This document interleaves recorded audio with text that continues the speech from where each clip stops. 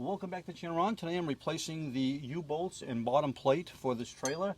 And what had happened is I noticed a while back ago, both sides, I've already done the other side.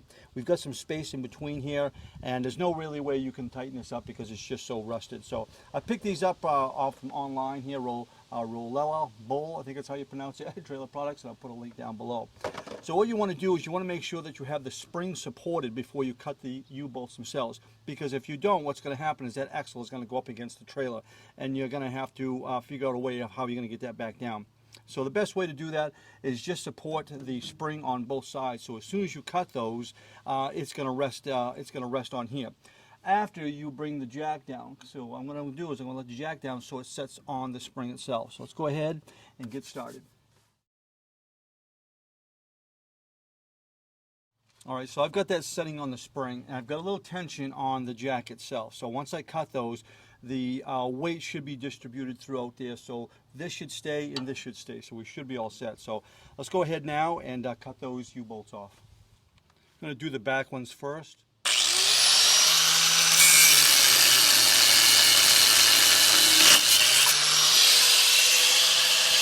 see how loose they are.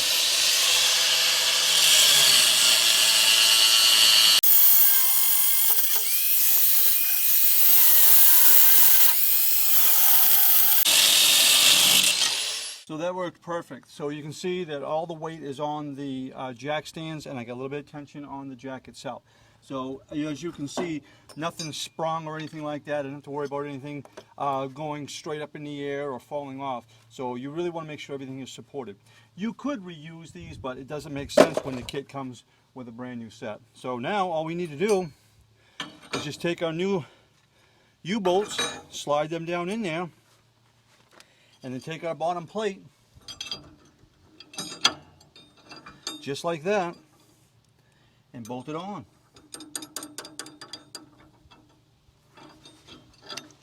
These are nylon nuts, okay, so you're only going to be able to screw these on so far before you're going to put the impact on it.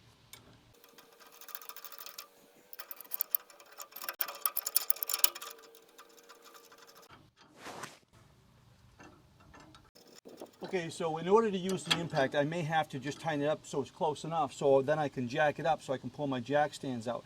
Make sure that the center bolt is coming down below this plate. You don't want it off to the side. It has to be kind of centered right there. So go ahead and let's just kind of snug those up a little bit, and then I'll take some tension off the jack stands here.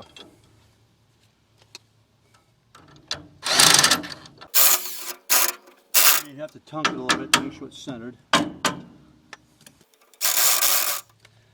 Okay, that should be good enough so I can jack it up and pull these jack stands out of there.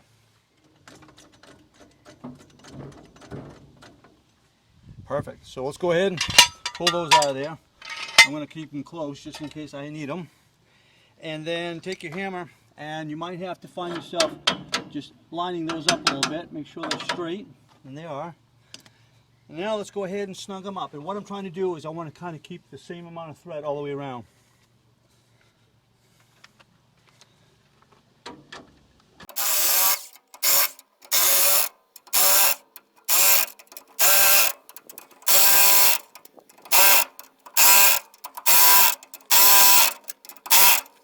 All right, there we are. Perfect.